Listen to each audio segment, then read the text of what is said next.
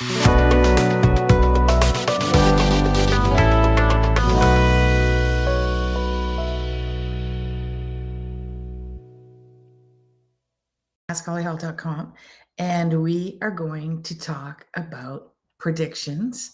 But first, we're going to talk about soul rebirths. A lot of my clients that I work with, I tell them that they are going through a soul rebirth or a soul ascension. And they always ask me, what is that again? What does that mean again? So I thought, I need to do a video about this. I need to talk about the importance of a soul ascension and a soul rebirth. Now, I was working with a client today, and he's specifically going through a soul ascension soul rebirth / ascension. But some people are only going through a soul rebirth, and some people are only going through a soul ascension. Now, technically, what this means is that Pluto is hovering over a major part of your chart. Your sun, your moon, your Venus, your Mercury, or your Mars. Okay. If you're going through Pluto connecting with your sun, it has to do with your basic personality and characteristics that you were here to learn in the programming as a child, specifically under the age of 7. If it is the moon, it has to be a soul rebirth that has to do with your childhood, a past life, and as well with your children and your mother, relationship with mother. If it's a soul rebirth or ascension with your Mercury, it has to do with how you think. What are the thoughts in your head? How do you dialogue with yourself? How do you communicate with other people? And what do you need to learn? What do you need to study? What do you need to practice that you may not be doing in this lifetime? Hey, everyone on Instagram. I picked this Starry Night. Isn't that cool? If I don't move, it actually kind of goes into the background. Okay. That's on my Instagram. I got the Starry Night, not on my Facebook and YouTube. Oh, goes a little bit here too. That's cool. And if it's with Venus, it has to do with how you love life. Now, a lot of people think that Venus is a planet of love. Venus. And, but it's not just love, okay? Traditional, human, blah, blah, love. I get frustrated when people think love only has to do with somebody loving me and me loving somebody else in an intimate way. No, it's about how do you love yourself and how do you love life? How do you love your life? How do you love your mornings, love your evenings, love your days, love your home, love your job, love your body, love your routine, love your regime, love the room I'm in right now, looking outside at the trees, loving nature, loving a hobby, loving an interest, and loving people, and loving family, and loving in an intimate relationship. Yeah, it has to do with all of that. It has to do with the essence and the embodiment of love. Okay, so when we're going through a soul thing, it has to do with that department of who you are as a human.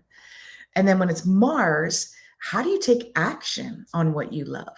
What do you do about it? How do you react to it? How do you take action on it? How do you get passionate about it? How do you get angry about it? How do you get feisty about it? What direction do you take when you want that? Right? So now, what's the difference between ascension and rebirth? And then we're going to go into some free readings. So an ascension, that's a good one, right? The ascension is when you've accumulated many behavioral patterns and characteristics and sort of got a lot in your toolbox. And now you're able, and they're about 2 years long, each one. And so now you're able to use those tools to manifest. Right? So if it's Venus, you're going to manifest more love in your job, if it's in the second or the sixth or the 10th house, it'll be around your job and your career. If it's in the first and the fifth and the 7th house, it's going to be around self-love and love in relationships and romance. Okay, so it's all of these components of love. If it's with the sun, a lot of times people will quit their jobs during a soul ascension. They'll quit their jobs. In fact, they quit their entire career And they no longer, they retire from that career. They end a chapter, they close a book in their life, and they decide, I want to do something else. And I want to take some more control around this, because Pluto right now is in Capricorn. So the energy around that is about taking back control globally. This is about taking back control on a global level, because I look at Uranus, Neptune,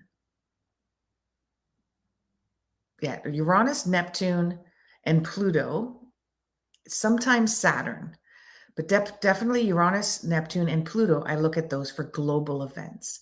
So globally, with everything in Saturn, and it's going to be moving into, I got a whole thing on that on my YouTube channel. Ask Holly Hall is my YouTube. And so we want to do that. And then, but within ourselves, we want to take, Capricorn is about taking control back.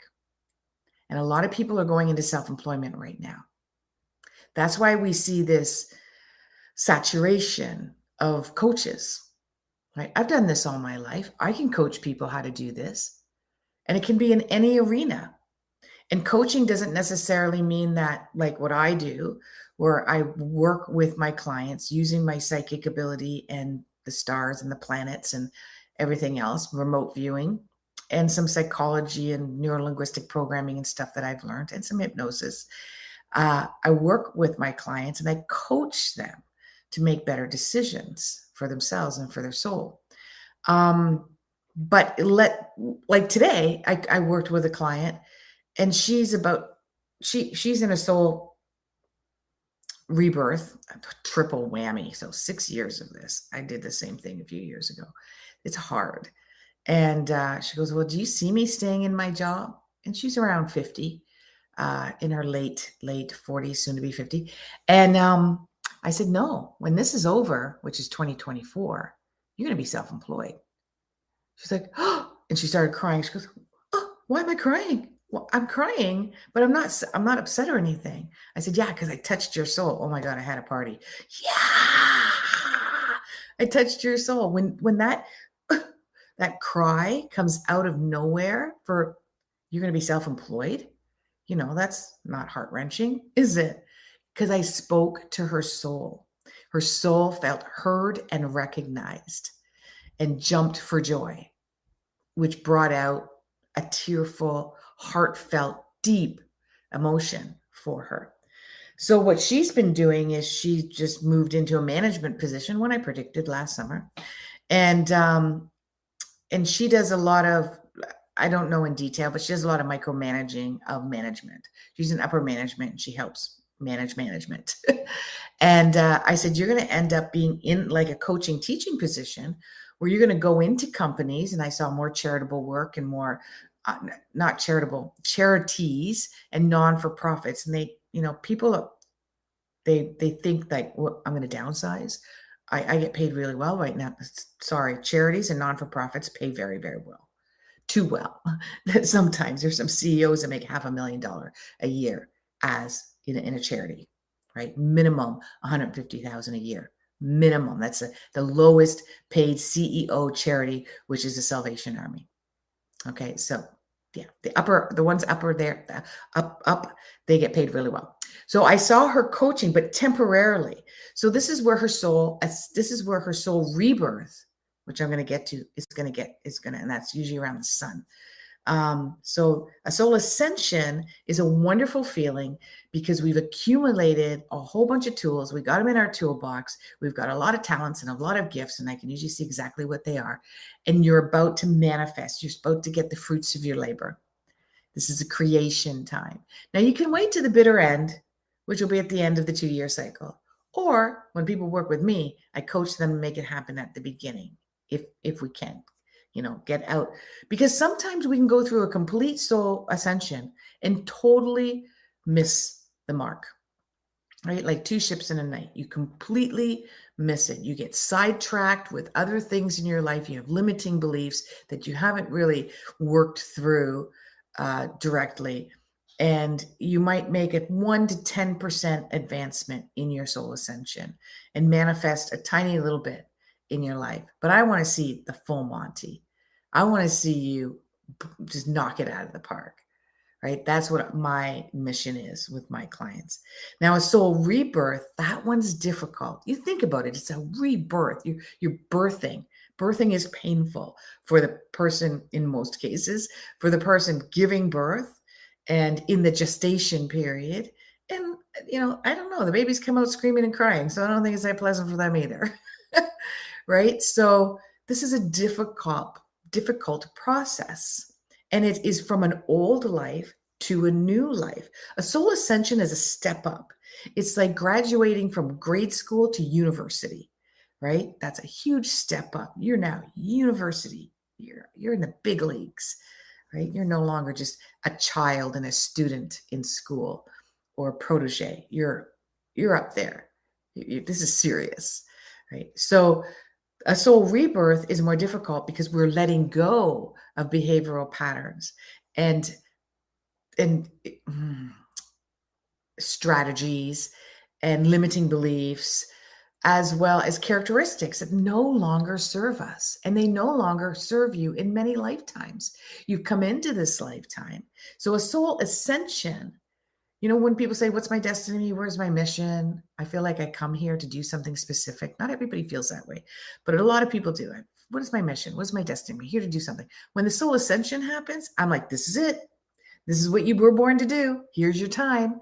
Here's your time, and there's your 15 minutes of fame in this lifetime. Make it work, right? This is what you came to do. A soul rebirth is letting go of behavioral patterns that you've had in many lifetimes. And some of them are not on you, right? They're not 100%. You don't take 100% ownership of that in a way, because it's not your fault. There's no blame here. There's no fault here. It's more around, there is karma, so that's like, yeah, made some bad choices and you're going to pay the piper right now. So that is part of it, definitely. But there's another part of it, and I can see this. For instance, I had a client last week who had lifetimes of being a servant. And so in this lifetime, she's not a servant, a slave or a servant, and she doesn't have a dictatorial, overbearing master of sorts. And I actually came up with a saying. I was like, I never heard that before. You master, you no longer have a master. You no longer are a mistress in this lifetime. You are not master to anything, and you are not mistress to anyone in this lifetime. That's what I said to her. And Source gave me that because I was even like, whoa, that's profound. And that really hit home for her because all she did was serve in this lifetime. And if she didn't serve, she had a lot of anxiety around not serving properly because she would be disciplined, reprimanded. She would suffer. She says, I actually feel like I'm going to starve, that I'm not going to be housed, I'm not going to be taken care of, and that I'm starving. She goes, I know it's unrealistic, but I feel like if I don't do my due diligence and I don't have my duties all lined up, and I don't give everybody everything that they want, even if they don't even ask for it, right? They don't even ask for it. They're there before their master gets angry with them because they haven't provided them with their needs, right? So they're already prepared to give anybody anything they want before they even ask for it. This anxiety was so strong within herself that she said, I literally feel like I will starve, or I will lose my home, or I will lose my paycheck. I won't be able to take care of myself. And I said, yeah, that's what happens when you are born in many, many lifetimes as a servant. They clothe you, they house you, they feed you, they take care of you in a really bad situation. Yeah, if you aren't, and that could be part of your disciplinary inaction for not being a good servant. And then you're born in this lifetime with the good girl syndrome. And so her soul rebirth was to let go of that servant, to fire that servant. You are no longer needed. You need to serve no one but yourself. You are your own master. You are your own mistress. Serve yourself. They don't know how to do that. That's a really difficult thing to do. And the more that what happens is during that type of soul rebirth is the more that they try to serve someone else, the more it's not going to be welcomed. It'll be thankless. In fact, they might even get angry because they didn't ask you for it. And that's your soul's way or source's way or the universe's way of saying, stop doing this. We didn't ask you to do this. You're not, it's not welcome. It's unsolicited. You're creating a one-sided agreement. And what I mean by a one-sided agreement is that if I say to you, you need my help because you don't have a job. You're not getting along with your parents. I want to help you. You and your husband are fighting all the time. I'm going to help you. And I'm going to give you all, you're not healthy. I'm going to give you all this advice, everything you should do, everywhere you should go. I'm going to serve. I'm going to help you. I will be your servant. Right. And that person that's a one-sided contract. I didn't hire you to do that. I didn't ask you to do that. I wasn't saying, I need help. I don't know what to do. Who's going to help me? Right. I didn't do that. So what happens in the soul rebirth is people start to get upset with you because there's a one-sided power struggle here. You're forcing your help on me and didn't ask for it. But there's a silent agreement that I feel like I have to take the help because I'm ungrateful then. And so I should take this help and I should try this and I should be gracious and I should be grateful and I should be thankful. And so then that person thinks that, oh, I'm doing a good job. I'm serving them and it's helping them and they're gaining pleasure from this and guidance and support. I'm going to keep doing it. And then the person's getting more exasperated. Like, now I have to accommodate you again and take your assistance and take your help and your advice, etc. So you got to be really careful during a soul rebirth. And that's what I tell my clients is to not provide unsolicited. So then people say, all you servants out there, all of you caretakers out there, all of you Mother Teresa's out there, that's usually a strong Pisces energy. You're all going, well, what do I do then? I can't just sit there and watch my friends suffer when I know this can help them and I know that can help them. What am I supposed to do? You give them, I know someone that I went to and I think they might be able to help you if you're interested. I got the phone number and that's it. You wait until they ask you for that phone number. Now, obviously, if they're in a delirium, if they're so stressed out, they're not even thinking straight and they're at rock bottom and they can't pick themselves up, come up with solutions to help themselves, you might go a little bit a step further, right? But otherwise, all you do is you offer the opportunity for them to reach back to you for you to support them. And it might not be right away. It might be 6 months down the line. They're suffering. They finally go, who was that chiropractor you told me about 6 months ago? I think it might help. Problem solvers. I'm a problem solver. Guilty as charged. We tend to give unsolicited advice. We tend to unsolicitedly problem solve. So a soul rebirth can be really hard because we don't always want to let go of these limiting beliefs that we need to, in this case, it's Capricorn, that we need to take control over a situation and help somebody because they seem to be out of control in some kind of situation. That's a Capricorn energy. It's going to be moving into Aquarius energy I can't wait. It'll be 2024, I believe. Nope, actually it goes in there, but then it goes retrograde again. But it goes in there March of 2023, so about a year from now. That's a global prediction where, for me, all of the controlling capitalistic industries, and I call them industries, industries, are going to be not taken over. They're going to be met with the general public, general humanity wanting to create their own systems, industries. So the industries or the institutions that's what I meant to say was the institutions. Those are hospitals, medical, pharmaceutical, agricultural, political, education. Did I say educational? Yeah, all of those are institutions, right? That are united across the world. Everyone has a police department, part of their community. Everyone has a government. Everyone has a medical system. Everyone has an educational system. Everyone has a healthcare system. Everyone has an agricultural system. Everyone has a Medicare, a pharmaceutical system, right? So these are all, and they're governed right now and very strictly doctrinated, pretty much across the board. Depending on where you live, they have their own rules. So when that a year from now, March 2023 comes, there's going to be, we're already at this, I've said this many times, we're already at 2080, let's say. I don't know the exact math, but 20%, we have alternatives of everything. We have alternative education, alternative agriculture, alternative government, alternative pharmaceutical. We have all this stuff, right? But it's going to meet like almost a 40-60 point. Begin to meet a 40-60 point. And you choose which way you want to go, or hopefully that's going to be the struggle, is you want a combination of both, really.